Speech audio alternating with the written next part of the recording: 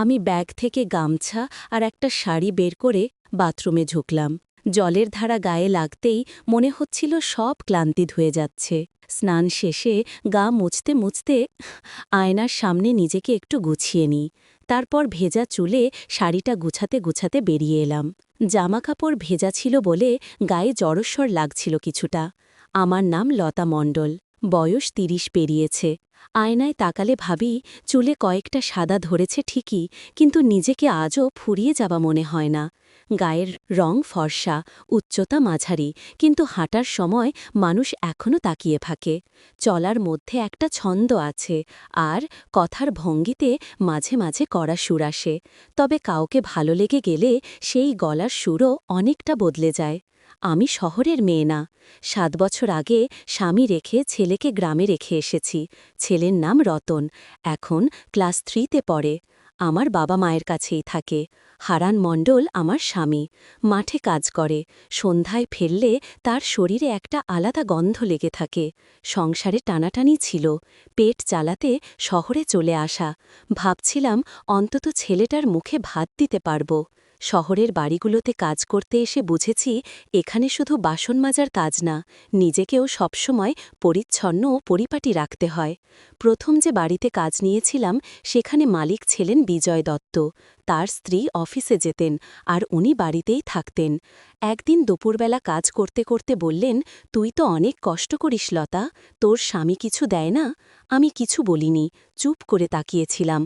উনি হাতে ৫০০ টাকা দিলেন, বললেন, এইটা রাখ, আজ শুধু একটু গল্প করিস আমার সঙ্গে। সেই দিন আমি বুঝেছিলাম এই শহরে অনেকেই মানুষ দেখে না, দেখে তাদের প্রয়োজন।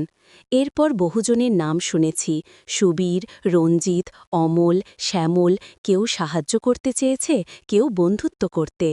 আমি সব কিছু বুঝেও কখনো খুব কড়া হয়নি, কারণ এই শহরে একা মেয়েদের বাঁচতে হলে অনেক হিসেব করে চলতে হয়। এইবার নতুন কাজ পেলাম এক একা ছেলের বাসায়, নাম অর্জুন নাথ, বয়স ২৪, ভার্সিটিতে পড়ে। বাবা মা কলকাতায়, সে এখানে একা থাকে। প্রথম দিন দরজা খুলে আমায় দেখে একটু থমকে গেল। মাথা থেকে পা পর্যন্ত চোখ বুলিয়ে নিয়ে বলল, আপা, বলবো না তো, আপনাকে বেশ স্মার্ট লাগছে। আমি একটু হেসে মাথা নিচু করে বললাম, দাদা, কাজের জন্য এসেছি। নাম লতা।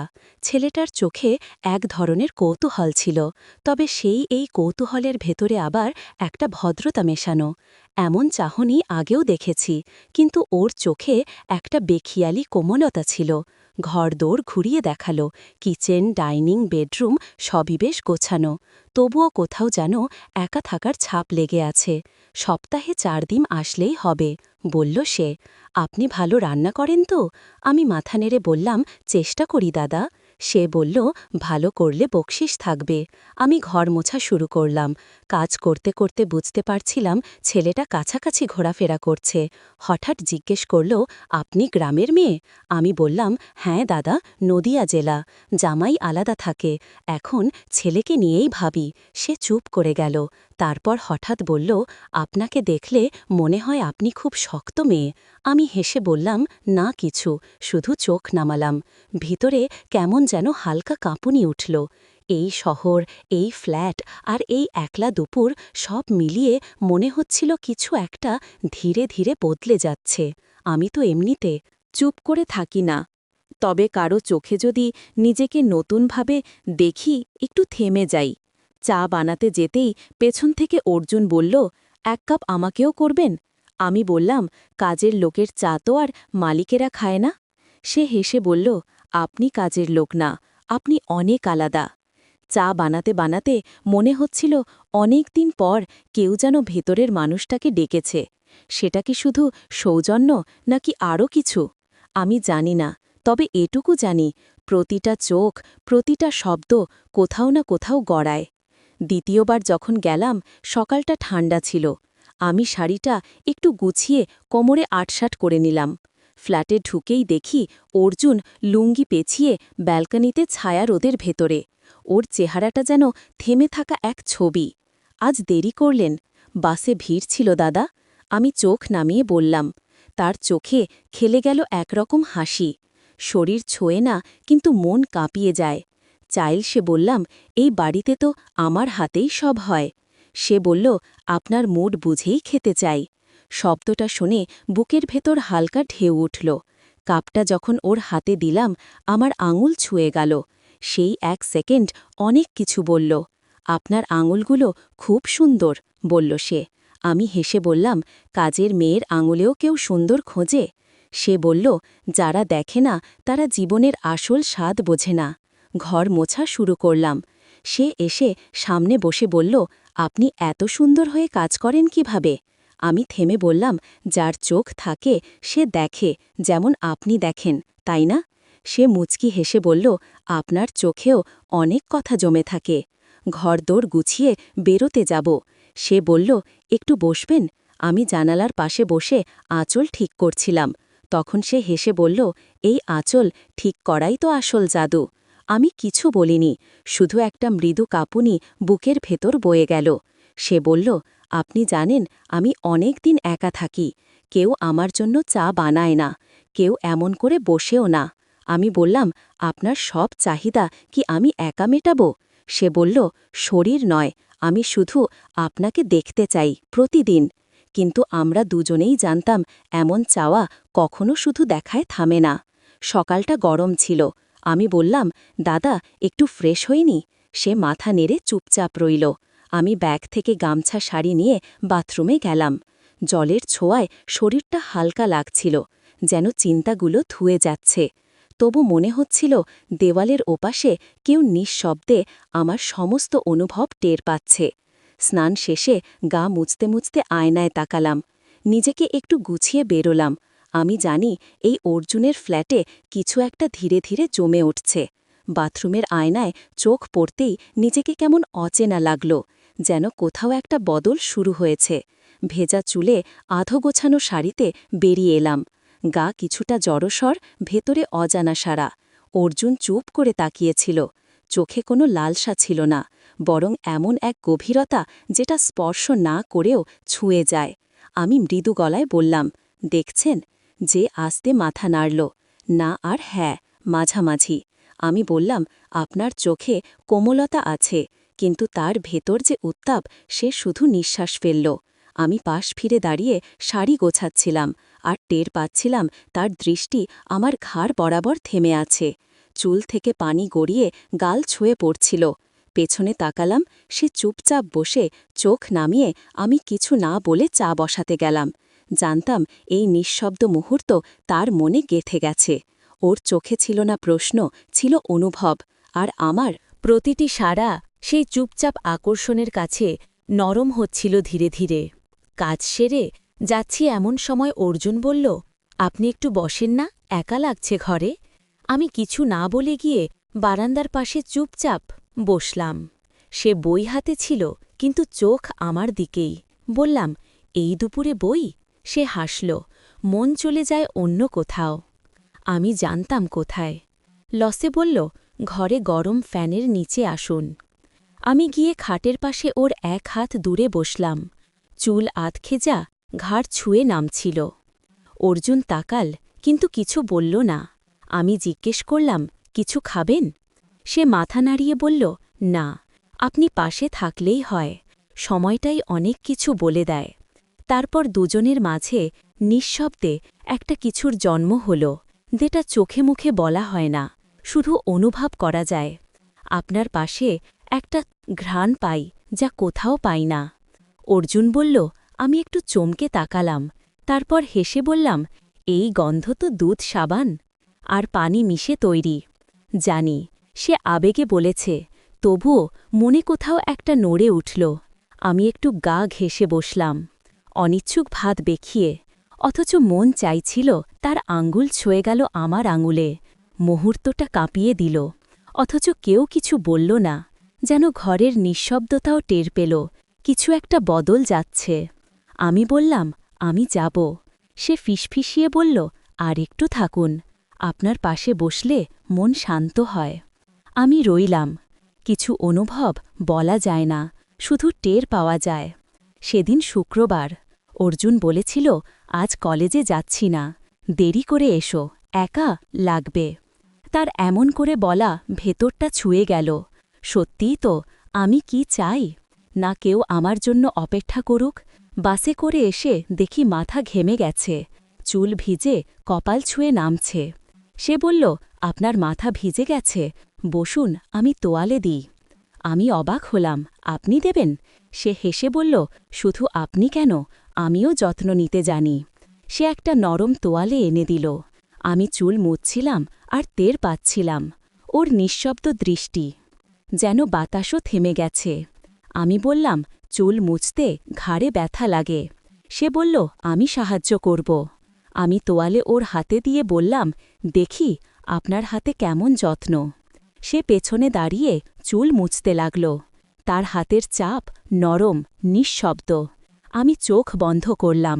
ঘ্রাণ কি সব জায়গা থেকে একই রকম আসে? সে বলল, এই ঘ্রাণে মায়া আছে। আমি বললাম, চুল শুকিয়ে গেছে আর দরকার নেই। সে একটু পেছিয়ে দাঁড়াল, মুখে অপরাধ। আমি বললাম, কাছাপিছার হিসাব মনের জায়গায় চলে না অর্জুন। এরপর আমি মেঝে মোছা শুরু করলাম। কাজ শেষে খাটের পাশে বসে হাওয়াটা নিতে গিয়েছিলাম। সে এসে আমার পাশে বসল। দুজনেই চুপ, শুধু ফ্যানের শব্দ আর আমাদের নিঃশ্বাস চলছিল। হঠাৎ আঙুলে তার ছোঁয়া টের পেলাম, সরালাম না। আপনি গেলে ঘর ফাঁকা ফাঁকা লাগে, সে বলল। আমি বললাম, আর আমি থাকলে? সে বলল, তাহলে মনে হয় কিছুই হারাইনি।